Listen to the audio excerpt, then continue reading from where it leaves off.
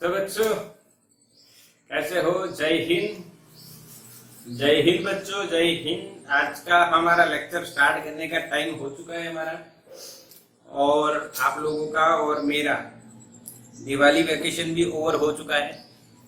कुछ कई बच्चे सोच रहे होंगे कि हमारा ओवर तो नहीं हुआ सर, आपने करवा दिया।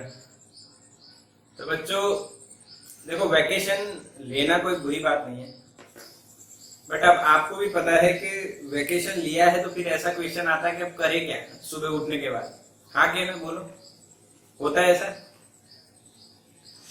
हाँ, यस और नो? यस, वैकेशन ओवर हो चुका है। कोरोना इतने हिसाब से फैल चुका है कि घूमना फिरना भी अब मना कर रहे हैं पेरेंट्स। तो सुबह उठ के करेंगे क्या ना, ये सबसे बड़ा क्वेश्चन होता है, जो सिमिलरली मुझे भी होता था कि क्या करेंगे, आज काम ढूंढना पड़ेगा, क्या करना है। काम तो होते ही है बेटा, काम तो बहुत सारे होते हैं, पर अब हम स्टार्ट कर देते हैं, ये बढ़िया काम है। देखो, जितना जल्दी आपका सिलेबस ओवर होगा उतना ही आपको बेनिफिशियल होगा ये आगे। तो आज से हम स्टार्ट कर रहे हैं बच्चों, हमारा जो टॉपिक और चैप्टर चल रहा है। चैप्टर कौन सा चल रहा है? तो चैप्टर चल रहा है 7 नंबर बच्चों, रोटेशनल मोशन। और उसको आप रिजिड बॉडी डायनेमिक्स में भी इंक्लूड करोगे जब हम नीट सेशन लेंगे। हालांकि नीट सेशंस ये कंटिन्यू ही है साथ साथ, बट जब ओवरऑल हम पढ़ लेंगे तब हम लोग एक पार्ट बना देंगे कि हाँ ये है ये है। तो रोटेशन मोशन हमने लास्ट जो दिवाली पहले लेक्चर्स लिए थे उसमें स्टार्ट तो कर दिया था। मैंने आपको कहा था कि 7th जो चैप्टर है वो 2 पार्ट में है। पहला पार्ट सेंटर ऑफ मास की बात करने वाले हैं, डिटेल में कर ली हमने पूरी। दूसरा पार्ट रोटेशन मोशन की बात करने वाले हैं। अब रोटेशन मोशन में क्वांटिटीज आती हैं, जैसे मोशन इन 1D और 2D में क्वांटिटीज आती थी, वैसे ही रोटेशन में भी कुछ क्वांटिटीज आती जो हमने देख लिए, कई क्वांटिटी कई बाकी हैं। तो आज जो हम देखने वाले हैं उससे पहले मैं आपको थोड़ी सी बातें याद करवा दूं। हमने कौन कौन सी क्वांटिटी देख ली बच्चों? Angular displacement that is theta, angular velocity which is omega, and angular acceleration is alpha. Linear में आप इसको क्या कहोगे? x, इसको क्या कहोगे? v, और इसको क्या कहोगे? a। ये चैप्टर नंबर 3 में आप पढ़े थे तीनों, और 4 वेक्टर अगर लेते हो तो 4th चैप्टर। बट उसके बाद 5th चैप्टर में आपने कौन सी क्वांटिटी यहाँ पे पढ़ी? बताओ, मैसेज करो, जो इसी बात को आगे कंटिन्यू करती है।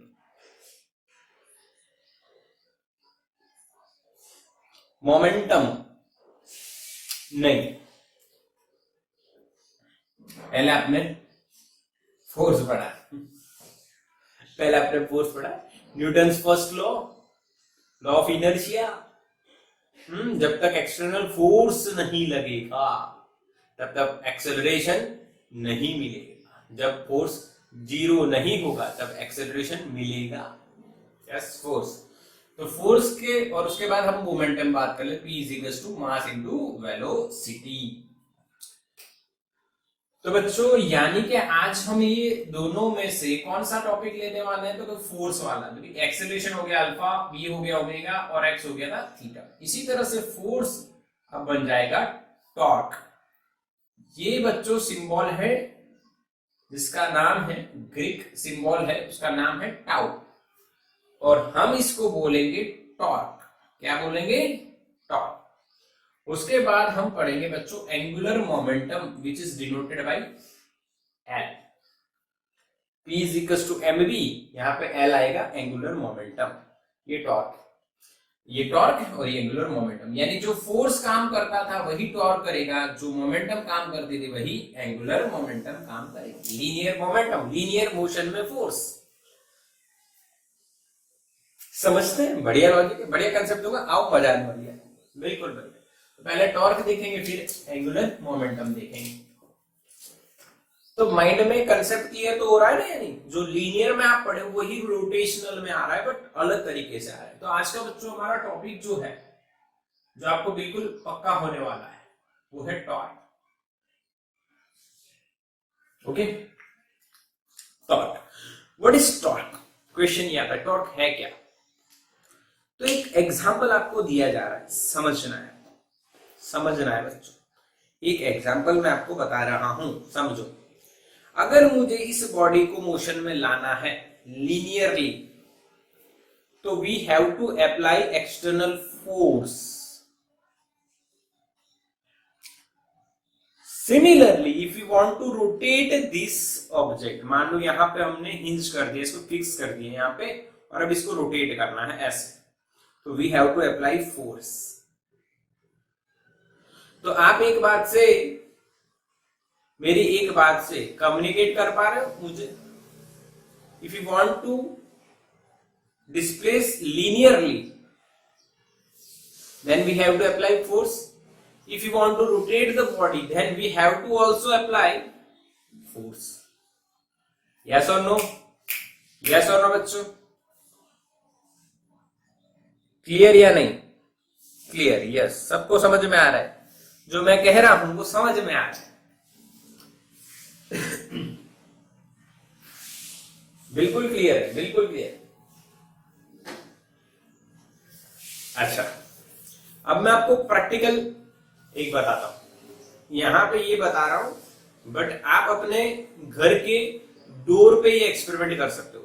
डोर, दरवाजा, उस पे ये एक्सपेरिमेंट करो, फील हो जाएगा। ये मान लो वही आपका दरवाजा है। सब लोग मोबाइल के साथ, लैपटॉप हो तो ठीक है, नहीं मोबाइल है तो ठीक है, दरवाजे के पास चले जाइए। तो ये आपका डोर है बच्चों। या तो ये बंद है या तो ये खुला है। खुला है तो बंद करना है, बंद है तो खुला खोलना है, ठीक है। मान लो, अब देखना, समझना है बच्चा। मैं और आप मिलके आप अपने डोर पे ये फोर्स लगा रहे हो। रेडी?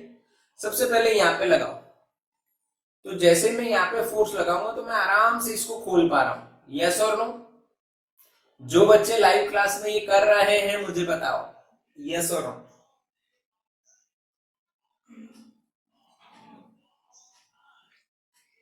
यस। एज पे लगाना है, ठीक है। अब वहीं खड़े रहो। ऐसे था, यहां पे एज पे लगा के आपने यहां तक लेके गए, वापिस से उसको वही पोजीशन पे लेके आओ, और अब यहां पे मिड में फोर्स लगाओ और उसको उतना ही ओपन करो या क्लोज करो। कहां पे फोर्स लगाओ? मिड पे। यस। अच्छा, तीसरा एक्सपेरिमेंट है, और यहां पे एकदम जहां पे उसको जो मिजागरा बोलते हैं उनको साथ लटकाया गया है, उसके एकदम नजदीक जाओ और फिर फोर्स लगाओ और उसको उतना ही डिस्प्लेस करो। हाँ कि ना?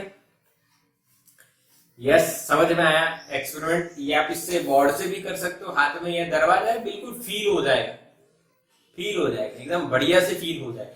अरे हाँ, ये सर ये सा तो हो। तो अब देखो, आपको मैं क्वेश्चन पूछता हूं, जिसने भी ये एक्सपेरिमेंट किया है वो लोग आंसर देने वाले हैं।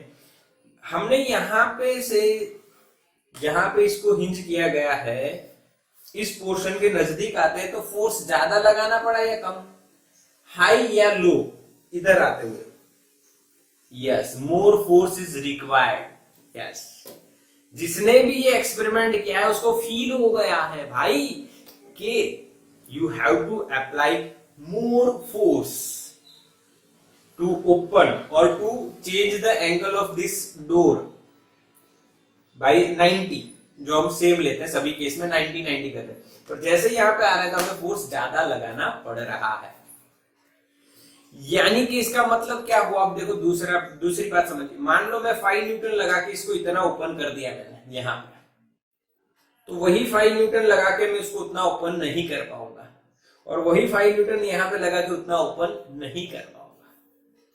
यानी when we open the door और हम किसी ऑब्जेक्ट को रोटेशनल मोशन करवा रहे हैं, रोटेट कर रहे हैं, तो जहां पे वो बंधा हुआ है या उसे हमें पकड़ा हुआ है, उससे जितनी दूर जाओगे उतना आप जो फोर्स लगा रहे हो उसकी इफेक्ट बढ़ती जाएगी। जैसे कि मैं 5 न्यूटन अगर यहाँ पे लगा रहा हूं यहाँ पे, तो मान लो ये 20 डिग्री घूमता है।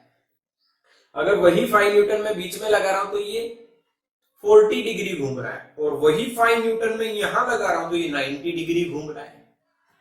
यानी फोर्स की वैल्यू सेम है बट उसकी पॉइंट ऑफ एक्शन, यहां से अगर हम दूर ले जा रहे हैं तो ये खुल ज्यादा रहा है, यानी रोटेट ज्यादा हो रहा है। यानी आप एक बात कंक्लूड कीजिए कि ऑब्जेक्ट को रोटेट करने में अकेला फोर्स रिस्पॉन्सिबल नहीं है।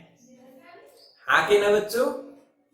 If you want to rotate any object then force अकेला रिस्पॉन्सिबल नहीं है। यस, हुसैन ने मैसेज किया कि भाई फोर्स के साथ साथ डिस्टेंस भी जरूरी होता है। Yes, R that is distance. पक्का? फील आया? यानी रोटेशनल मोशन में फोर्स एंड डिस्टेंस कंबाइन होकर अपना रोल प्ले करते हैं और ऑब्जेक्ट को रोटेट करते हैं। तो फोर्स एंड आर, डिस्टेंस और डिस्प्लेसमेंट जो भी बोलेंगे हम आगे, एफ एंड आर, ये दोनों मिलकर जो क्वांटिटी बनाते हैं उसको क्या बोला गया बच्चों? टॉर्क। Yes, clear. चलो, फील हो गया बढ़िया से। अब फील हो गया तो इसको हम इक्वेशन में के फॉर्म में लाना चाहेंगे। आइए देखते हैं किस तरह से इसको। पहले हम देखते हैं torque on a particle. First of all, we will discuss about the torque on a particle. Okay. After that, we will discuss about the rigid body. Okay. This is X, this is Y, and this one is Z. This is origin. Okay. अब बच्चों समझो, यहां पे एक particle है जो r position vector पे है। Okay, with respect to origin, समझना है।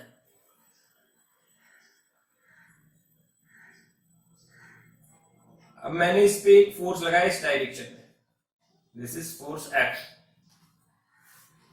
और ये बच्चों r की डायरेक्शन है, this is the direction of r character.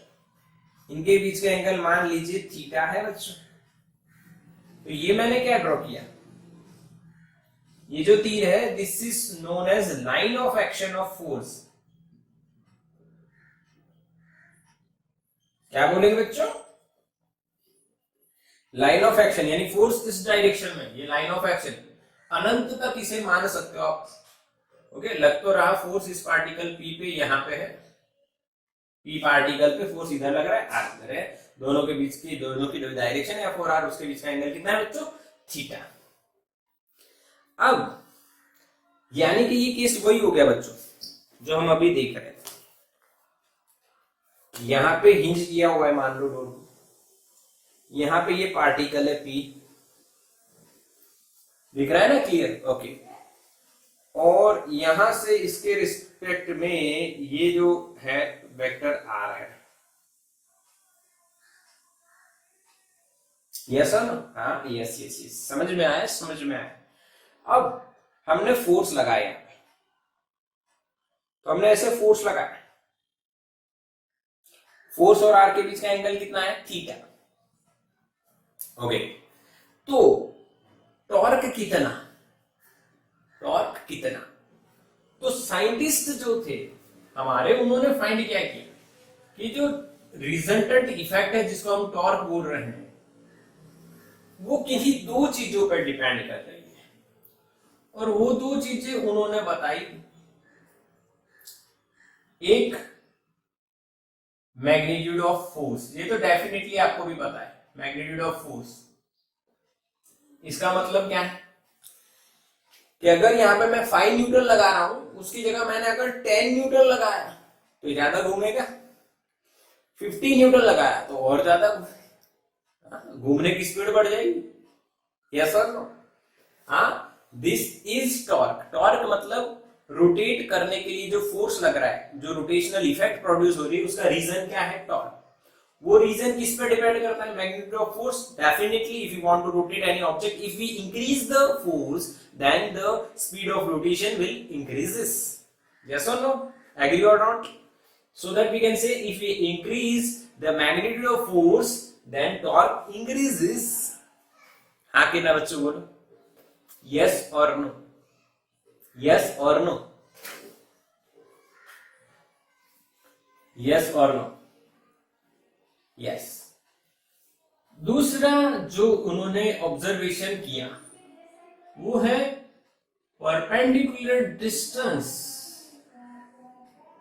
Of line of action of force from reference और ओरिजिन पॉइंट। ये भी उन्होंने मेजर किया। यस और नो? ये डिस्टेंस जैसे बढ़ेगा, मान लो 5 न्यूटन आप यहां पे लगा रहे हो, उसकी बजाय 5 न्यूटन यहां पे लगाओगे तो आराम से घूमेगा। यस और नो? इसका मतलब टॉर्क बढ़ जाता है जब डिस्टेंस बढ़ जाता है, यानी दोनों के प्रोपोर्शन में हो गया, दोनों के प्रोडक्ट के बराबर हो गया। यस आके ना? यस और नो? अब आप सोचोगे सर परपेंडिकुलर डिस्टेंस क्यों, वाई परपेंडिकुलर डिस्टेंस? तो बच्चों आप देखिए, इसको मैं ऐसे ड्रॉ कर रहा हूं, ये ऐसे, यहां पे ये पॉइंट P है, ओके, और यहां पे हम फोर्स अप्लाई कर रहे हैं, ये आ है। मान लो अगर मैंने फोर्स अप्लाई किया इस तरह से कुछ एंगल थीटा पे, या इधर अप्लाई किया ऐसे कुछ एंगल थीटा पे, तो जो फोर्स का ये कंपोनेंट है, मान लीजिए ये परपेंडिकुलर हो गया टू द आर और ये हो गया parallel to the are.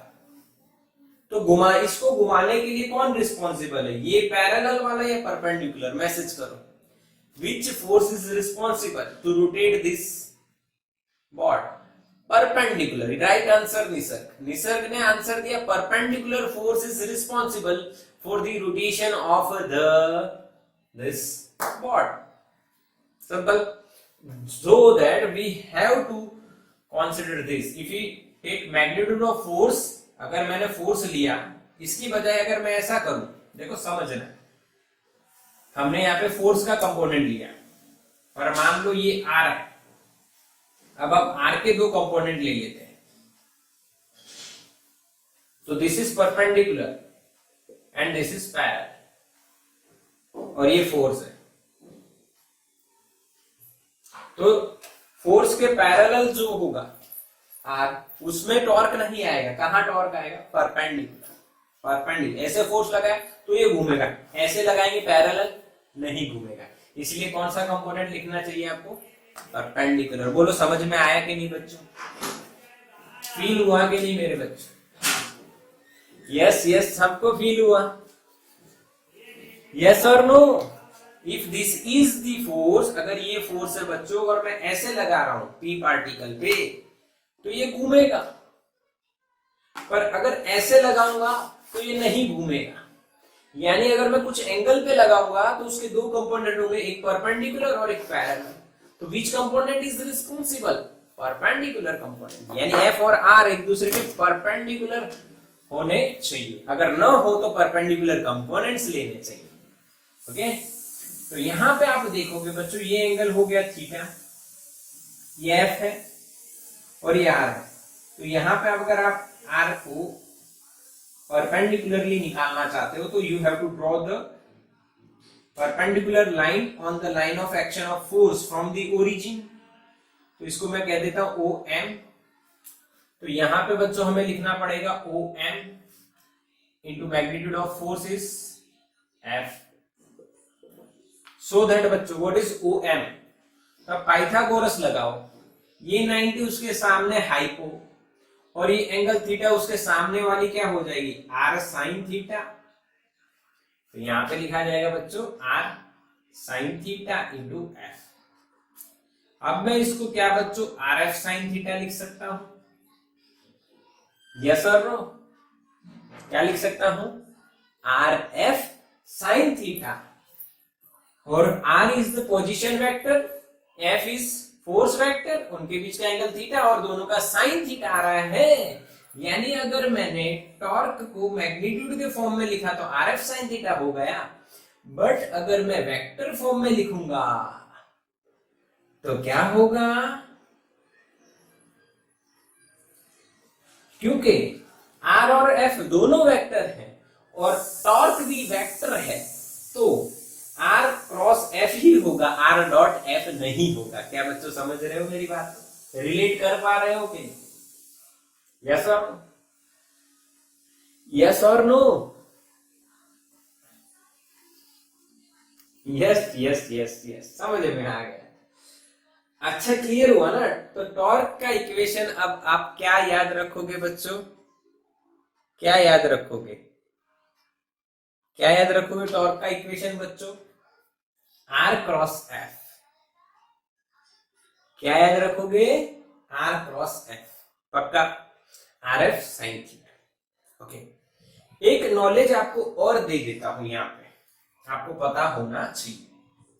Tau is equals two of are F sine theta भी लिख सकते हो, हाँ, या उसको tau is equals two of F R sine theta भी लिख सकते हो, कोई भी लिखो। यहां पे किसका कंपोनेंट हो गया? एफ का। यहां पे किसका कंपोनेंट हो गया? आर का। बात दोनों सेम ही है, बात दोनों सेम ही है। या तो आप परपेंडिकुलर कंपोनेंट ऑफ फोर्स लीजिए, आर को एज इट इज रखिए उसका मैग्नीट्यूड, या एफ को एज इट इज रखिए और आर का परपेंडिकुलर कंपोनेंट लीजिए। बोलो समझ में आया? पर कंपोनेंट होना कौन सा चाहिए भाई? परपेंडिकुलर। एफ क्रॉस आर लिख सकते हैं? नहीं लिख सकते हैं बच्चों। Why we can't write F cross R? क्योंकि अच्छा, आपको ये क्वेश्चन कहां से याद आ रहा है? तो भाई सर आपने तो पहले करवा दिया था, ओमेगा क्रॉस आर और आर क्रॉस ओमेगा। यस और नो?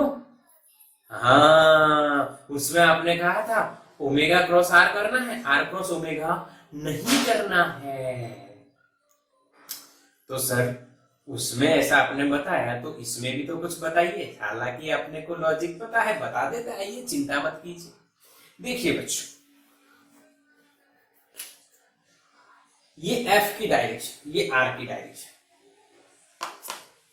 ये आर की डायरेक्शन है और एफ कहां लगा रहा हूं मैं? अंदर। तो आर क्रॉस एफ कहां जाएगा? ऊपर।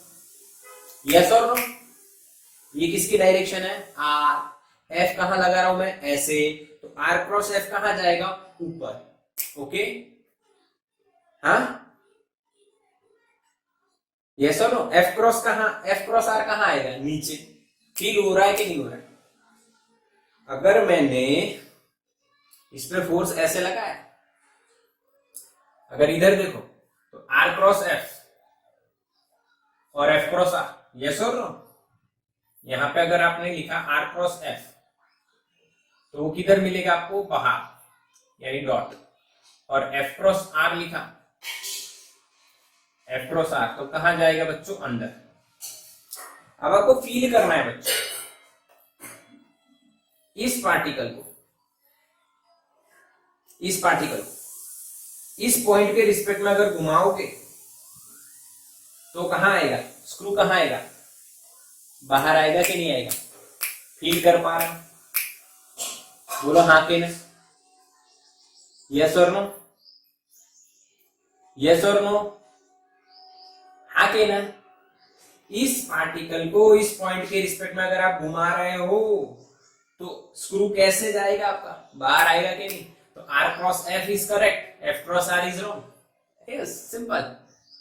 आगे ना यहां पे बता देता हूं, देखो आर क्रॉस एफ ऊपर जाएगा और एफ, एफ अंदर है, मैं लगा रहा हूं ना ऐसे फोर्स, ऐसे फोर्स, एफ अंदर है, आर इधर है, तो एफ क्रॉस आर कहां जाएगा? नीचे।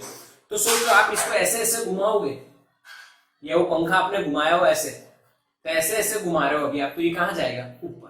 तो R cross F is correct, F cross are is wrong. Feel हुआ? यस और नो? यस और नो? मैसेज करो फास्ट, लाइव क्लास चल रहा है, जल्दी फास्ट मैसेज करो। यस। हाँ, निसर्ग ने पूछा क्वेश्चन जो टेक्स्ट बुक में नहीं दिया गया कि r cross F is correct और F cross are is correct, but मैंने आपको फील करवा दिया r cross F is correct. If you want to rotate this particle with respect to origin, तो हमने इसको ऐसे फोर्स लगाया तो ये ऐसे घूमेगा, तो वो किधर स्क्रू आएगा? बाहर, यानी वो डायरेक्शन हो गई आर क्रॉस एफ की, बाहर आने वाली। अंदर जाने वाली एफ क्रॉस आर रॉन्ग हो जाएगी, यानी प्रैक्टिकली ऐसा होता है, इसलिए आपको ये समझ में आ गया। अब बात आएगी भाई इसकी यूनिट की। यूनिट क्या होगा यार? यूनिट बनाने में कोई तीर नहीं लगाना है, न्यूटन इंटू मीटर लाना है, ऐसा यूनिट ऑफ द टॉर्क। कैसे भाई? यानी उसका इक्वेशन देख लो, आर मीटर है एफ न्यूटन, साइन का यूनिट होता नहीं है, तो आर एफ का यूनिट न्यूटन इंटू मीटर। हालांकि न्यूटन इंटू मीटर को आप एक और नाम देते हो, चैप्टर नंबर 6 में पढ़े हो, बोलो क्या? न्यूटन इंटू मीटर को आप और क्या कह सकते हो? Yes Nisarga, right answer joule.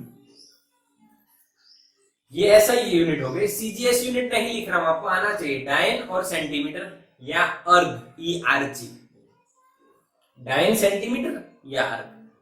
हाँ, इसका डायमेंशनल फॉर्मूला भी मुझे नहीं लिखना चाहिए हालांकि, पर फिर भी लिखते हैं 12 - 2, क्योंकि जूल का हम देख चुके हैं, force into displacement, that means 12 - 2 m1 L2 T1।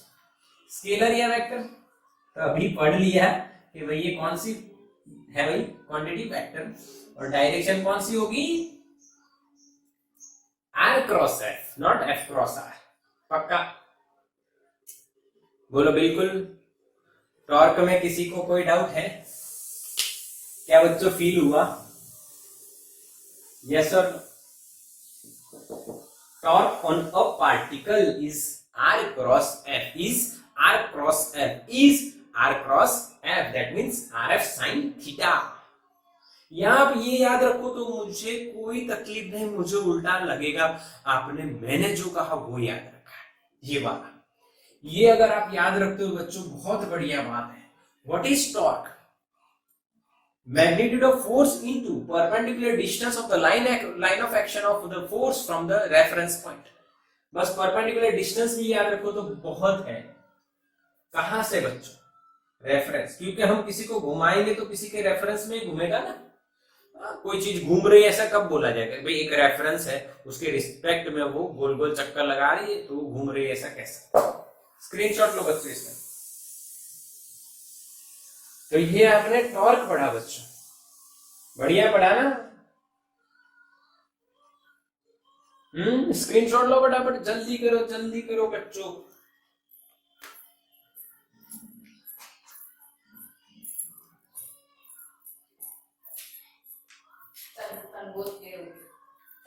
चलो डन हो गया होगा।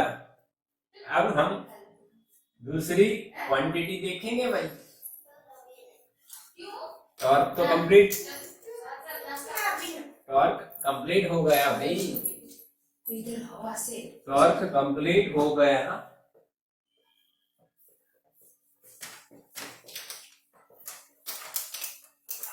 अब हम देखेंगे एंगुलर मोमेंटम। क्या देखने वाले हैं बच्चों? Angular momentum of a particle, जिसको डिनोट करेंगे हम स्मॉल एल से। जैसे लीनियर मोमेंटम आप पढ़े हो बच्चों, लीनियर मोमेंटम आपको क्लियर है सबको? यस। क्या होती थी लीनियर मोमेंटम? आप लिखते थे P = mv। ये है रोटेशनल मोमेंटम, यानी एंगुलर मोमेंटम उसको बोलते हैं। अभी कैसे पढ़ी जाएगी देखो, सीखो समझो। अगेन पार्टिकल मैंने पहले ही लिख दिया, टॉर्क में हमने ऐसा नहीं किया था, कोई दिक्कत नहीं। एक्स वाई और ये जेड है, ओरिजिन। उसमें जैसे एक इक्वेशन याद रखा R क्रॉस F। अभी एक कॉमन लॉजिक देने वाला हूं जिससे आपको दोनों इक्वेशन रटा लग जाएंगे। बिल्कुल आपको याद रखने की जरूरत नहीं पड़ेगी, क्योंकि मैं आपको ऐसा शॉर्टकट बताने वाला हूं। लीनियर मोमेंटम P = mv है। अब मान लीजिए अगेन वही पार्टिकल की बात कर लेते हैं,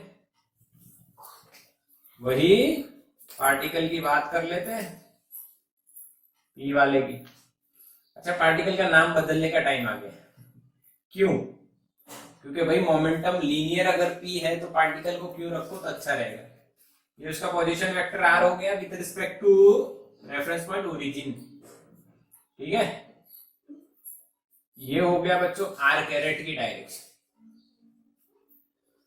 अब मान लीजिए इस पार्टिकल क्यू की जो लीनियर वेलोसिटी है वो इस डायरेक्शन में है बच्चों, यानी मोमेंटम भी इस डायरेक्शन में है। आके ना ये इधर जा रहा है लीनियरली, लीनियरली इधर इसकी वेलोसिटी,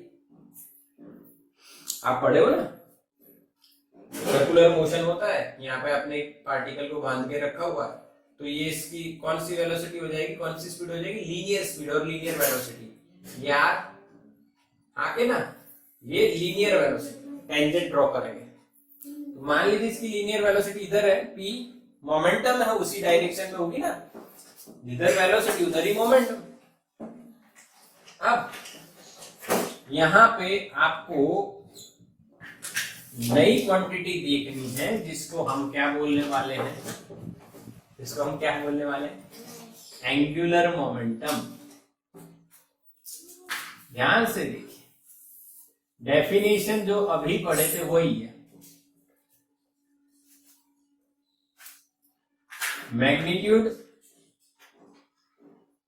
ऑफ लीनियर मोमेंटम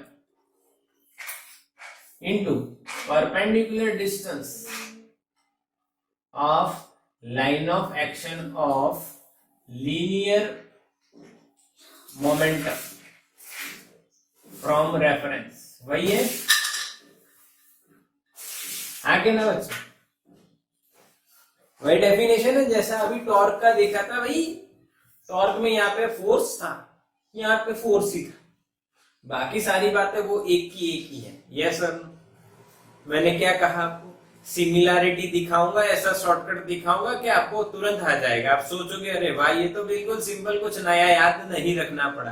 कैसे? तो मैंने आपको बताया, अगर आपने टॉर्क देख रहे थे तो यहाँ पे फोर्स आ रहा था, अब आप मोमेंटम देख रहे हो तो यहाँ पे मोमेंटम आ रही है, एंगुलर में लीनियर मोमेंटम। ओके, तो भाई angular momentum is denoted by L.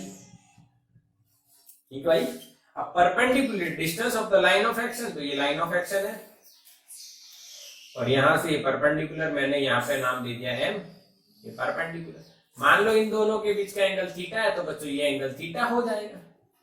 तो व्हाट इज पर, इसको बोलेंगे आर परपेंडिकुलर। तो आर परपेंडिकुलर आप क्या लिखोगे, आर साइन थीटा ना, थीटा के ऑपोजिट, वही बात है। यहाँ पे लिखा जाएगा R sine theta into momentum P. तो बच्चों इसको क्या हम आरपी साइन थीटा लिख सकते हैं? यानी जैसे मैंने टॉर्क में समझाया वैसे ही आप इसमें समझ सकते हो कि जैसे पी आर और साइन थीटा इंक्रीज होता है वैसे एंगुलर मोमेंटम भी इंक्रीज होती है। जैसे टॉर्क की बात करी थी हमने, घूमने वाला जो फोर्स, घुमाने वाला जो फोर्स है जिसको हम टॉर्क ले जाने वाला लीनियर फोर्स, पर टॉर्क किसे बोलते हैं, जो घुमाता है। तो उसमें भी हम ऐसा ही देखे थे, आर एफ साइन थीटा, यहाँ पे आरपी साइन थीटा। अगर हमें जो वेक्टर करना है तो क्या करना पड़ेगा बताओ, तो क्या आर क्रॉस पी करना पड़ेगा भाई, उसी के जैसा सेम टू सेम। बोलो याद रहा, बोलो याद रहा, वही कॉपी पेस्ट पूरी थ्योरी है, वही कॉपी पेस्ट पूरी थ्योरी है। यस और नो, हाँ के ना? आर क्रॉस एफ है, टाउ इज इक्वल टू क्या था, आर क्रॉस एफ।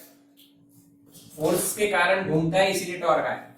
अब एंगुलर मोमेंटम है, ये एंगुलर फोर्स बोल दो तो angular force is equal to r cross linear force, angular momentum is equal to r cross linear momentum. पक्का? R p sine theta.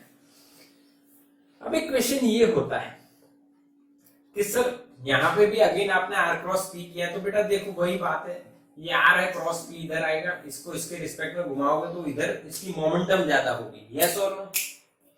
जैसे फैन, हेलीकॉप्टर की बात करते हैं, हेलीकॉप्टर में जो फैन घूमता है शुरुआत में जब वो ऊपर नहीं जाता है तब वो मान लो घूम रहा है, फिर उसकी घूमने की स्पीड बढ़ती है, तो उसकी यानी कि स्पीड बढ़ी, यानी उस पर फोर्स लगा जिसके कारण वो टॉर्क जनरेट हुआ और वो ज्यादा जोर से घूमने लगा। अब ज्यादा जोर से घूमने लगा, ज्यादा उस पर टॉर्क लगा, तो कहीं पे आगे बढ़ेगा, तो कौन सी डायरेक्शन में आगे बढ़ेगा वो? एंगुलर मोमेंटम, उसको मोमेंटम मिलेगी ऊपर के साइड। यस और नो? मान लो ये आर है, देखो ये फैन, हेलीकॉप्टर का फैन है, ये उसका यहाँ पे वो बंधा हुआ है, ये आर है और यहाँ पे फोर्स लग रहा है इसलिए वो घूम रहा है, तो टॉर्क जनरेट हुआ। तो आर क्रॉस यानी ये इधर ऐसे घूमेगा तो इसकी वेलोसिटी इधर हुई, ये आर, ये वेलोसिटी यानी मोमेंटम, आर वेलोसिटी यानी मोमेंटम, आर और पी हो गया। आर क्रॉस पी कहां जाएगा? ऊपर। समझ में आया कि नहीं? यस और नो? यस और नो बच्चों, मैसेज करो फास्ट, जल्दी से समझ में आना चाहिए। यस, जैसे आर क्रॉस पी होता है, जैसे आर क्रॉस पी होता है वैसे ही आर क्रॉस एफ था। चलो तो अब इसके यूनिट की बात कर लेते हैं। यूनिट क्या होगा भाई? जो इसका मल्टीप्लिकेशन का पता तो है ना आपको, इसका होता है केजी मीटर सेकंड -1, और 1 मीटर इंक्रीज हो गया यानी m2। सही है ना? मोमेंटम का क्या होगा? P = mv, मास यानी केजी, v यानी मीटर पर सेकंड, केजी मीटर पर सेकंड। पर यहाँ पे r आ गया तो मीटर एक और आ गया, तो r का स्क्वायर यानी मीटर का स्क्वायर हो गया। अब डायमेंशनल फॉर्मूला आप लिख सकते हो। देखो सीजीएस यूनिट में नहीं बता रहा हूं क्योंकि यूनिट एंड डायमेंशन में सारी चर्चा करी हुई, यहाँ पे ग्राम, सेंटीमीटर और सेकंड आ जाएगा, और कोई दिक्कत नहीं है। हाँ, mlt m1 l2 t -1, yes और नो? ये mlt बन जाएगा, डायमेंशनल फॉर्मूला बन जाएगा। स्केलर या वेक्टर? तो बच्चों r वेक्टर है, p वेक्टर है और उनके बीच का एंगल थीटा है, तो एंगुलर मोमेंटम अगर वेक्टर है तो r क्रॉस p हुआ। ये सब हमने चर्चा कर ली है। तो ये वेक्टर क्वांटिटी है और डायरेक्शन कौन सी होगी? r क्रॉस p की, r क्रॉस p की डायरेक्शन होगी। स्केलर या वेक्टर तो वेक्टर क्वांटिटी है, r क्रॉस p की होगी। अच्छा, किस पे डिपेंड करता है भाई? जैसे RF टॉर्क R और F पे डिपेंड करता है और उसके बीच के एंगल का, उसी तरह से L किस पे डिपेंड करता है? R और P के मैग्नीट्यूड पे और उनके बीच के एंगल पे भी डिपेंड करता है। बोलो बच्चों, समझ में आई? है कि ना? बात क्लियर हुई ना? सिंपल है ना? तो स्क्रीनशॉट लो फटाफट।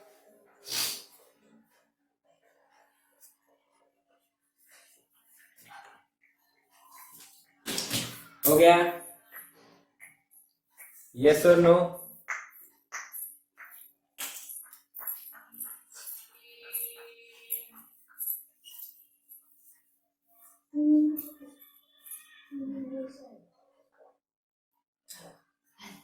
चलो ठीक।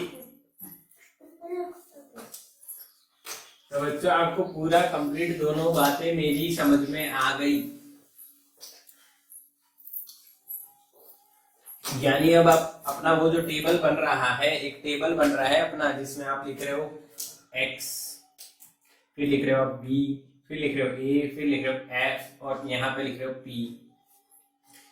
रोटेशनल में थीटा, ओमेगा, अल्फा, टॉर्क और एल। ठीक है? अब आपको याद करना है कि हम लोग चैप्टर नंबर 5 में एफ और मोमेंटम देखने के बाद हमने क्या देखा था? चलो बताओ। पहले फोर्स देखा, हाँ कि ना? बताओ। न्यूटन्स फर्स्ट लॉ में हमने फोर्स देखा, फिर मोमेंटम पढ़ी, तो उसके बाद क्या पढ़ा था? याद करो, याद करो, याद करो, याद करो, जल्दी जल्दी, फास्ट। फ्रिक्शन। फ्रिक्शन सही है, फ्रिक्शन पढ़ा था। यस, बट क्या ये पढ़ा था आपने? इसे क्या बोलते पता है?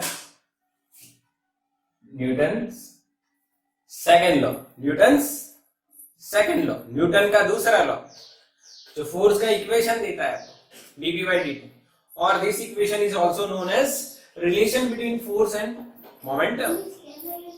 सिमिलरली टॉर्क का मिलेगा यार, आप देख लो, ऐसे हिसाब लगा लो, ऐसा हो जाएगा ना? जैसा आगे ना बेटा, F = dp/dt, तो टाउ = dl/dt होना चाहिए कि नहीं? बच्चों सॉरी, बत्तों नहीं, बच्चों नया लॉजिक, बच्चों बचाओ, क्या बोल रहा हूँ पता नहीं, समझ रहे हो आप मेरी बात? ये समझे कि नहीं ये बताओ पहले, या समझ गए? दिमाग में उतर गया, relation between force and momentum is F is equal to dp by dt Newton second law. तो सिमिलरली टॉर्क का भी होना चाहिए, टॉर्क का क्या होना चाहिए, dl by dt, dl by dt, dl by dt। चलो तो यहाँ पे हमारा अब टॉपिक बनता है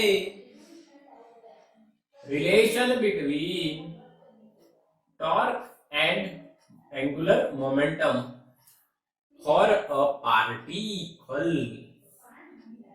आप सोचोगे सर पार्टिकल पार्टिकल क्यों कर रहे हैं, क्योंकि आगे हम रिजिड बॉडी देखने वाले हैं। कैसी बॉडी, रिजिड बॉडी। अभी हम पार्टिकल की बात कर रहे हैं, बाद में हम रिजिड बॉडी देखने वाले हैं। लाइव क्लास चल रहा है, अटेंडेंस ली जा रही है और मैं खुद भी लेने वाला हूँ। ध्यान से डटे रहो, बचे रहो और देखते रहो, ठीक है, समझते रहो बच्चों। आओ अब आपको पता है कि एंगुलर मोमेंटम क्या लिखी जाएगी भाई, एंगुलर मोमेंटम होती है L बराबर RP और R क्रॉस P। अब आपको पता है कि डिफरेंशिएशन मोमेंटम का होके फोर्स मिलता है, तो डिफरेंशिएशन ऑफ मोमेंटम कर दीजिए, डिफरेंशिएट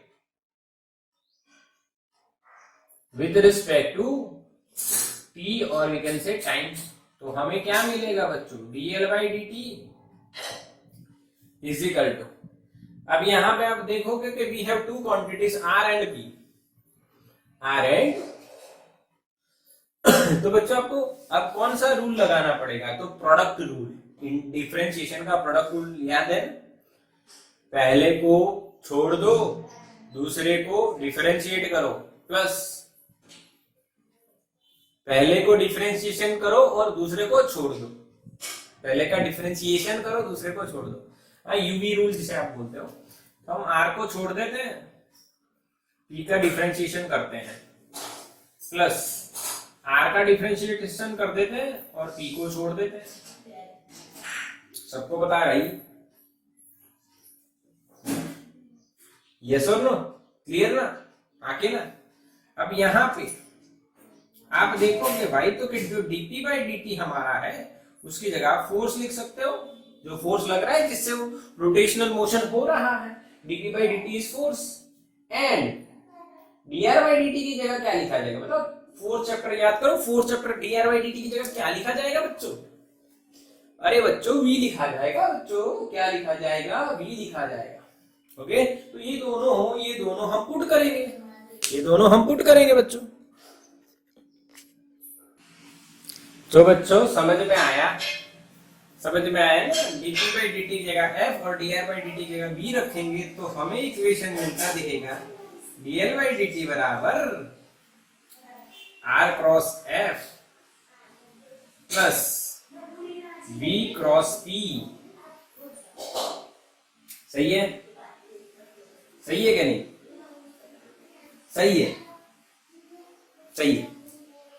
बट आप मुझे ये बताइए बच्चों, क्या बताओगे v क्रॉस p की कितनी वैल्यू होगी, what is the answer of v cross p, what is the answer, आप मुझे बताइए, मैसेज करिए फास्ट और सोचिए v क्रॉस p का क्या हो सकता है, कुछ तो होगा, कुछ तो गड़बड़ है गया।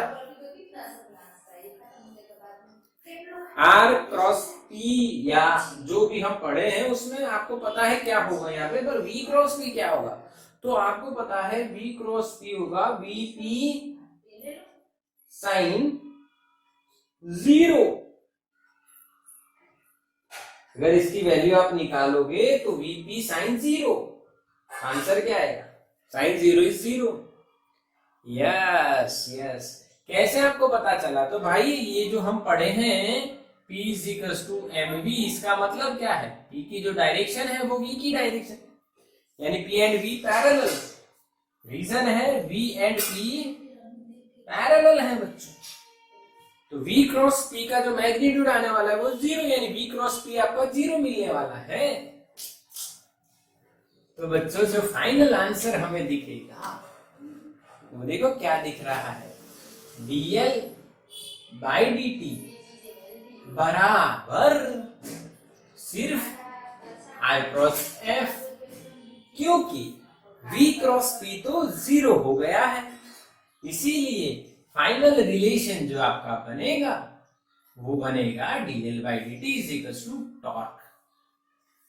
दिस इज द रिलेशन जो मैंने आपको पहले ही बता दिया था, इधर अभी जो साफ किया वही लिखा था। Half is equal to dp by dt, यहाँ पे आ गया tau is equal to dl by dt। क्या बोलो बच्चों, समझ में आया? स्क्रीनशॉट लो इसका फटाफट।